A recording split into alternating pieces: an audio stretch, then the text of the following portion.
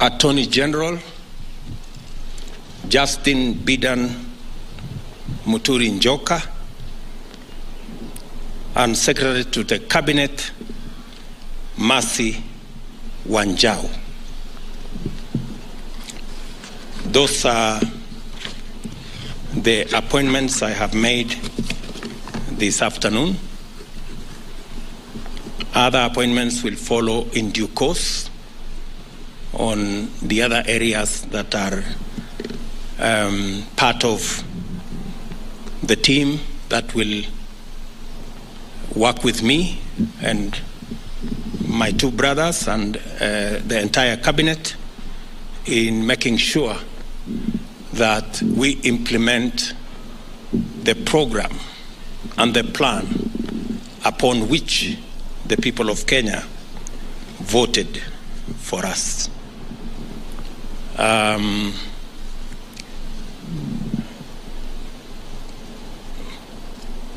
This afternoon also, I have received communication from the Inspector General of Police, Mr. Mutembei, of his request to proceed on terminal leave because of his health situation. I have, after discussing with Mr. Mutembei and in consideration of his service to our nation and his health situation, I have accepted that Mr. Mutembei will proceed on terminal leave on the 6 months that he still has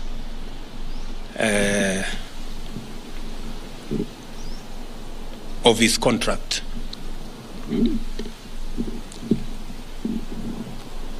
I have also received the resignation of the Director General of CID, Mr. Kinoti, and I have transmitted the same to the National Police Service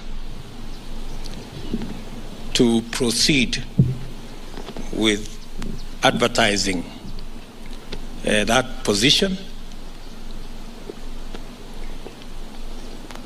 And meanwhile, they should get somebody to act in the place of Mr. Kinoti.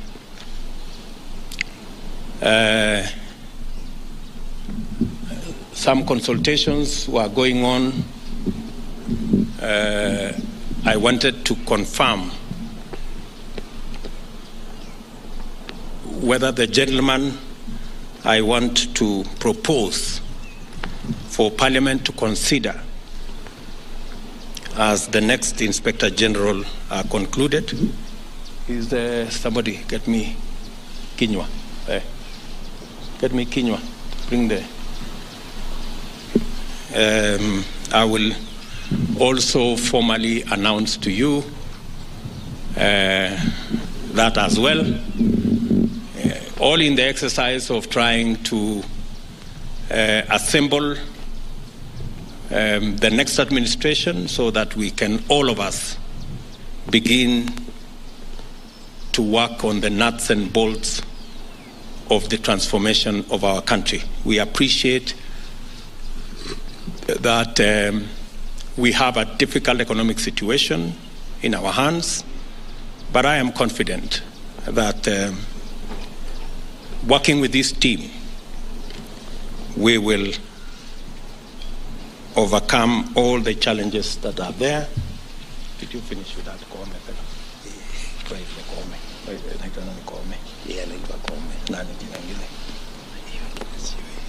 Okay.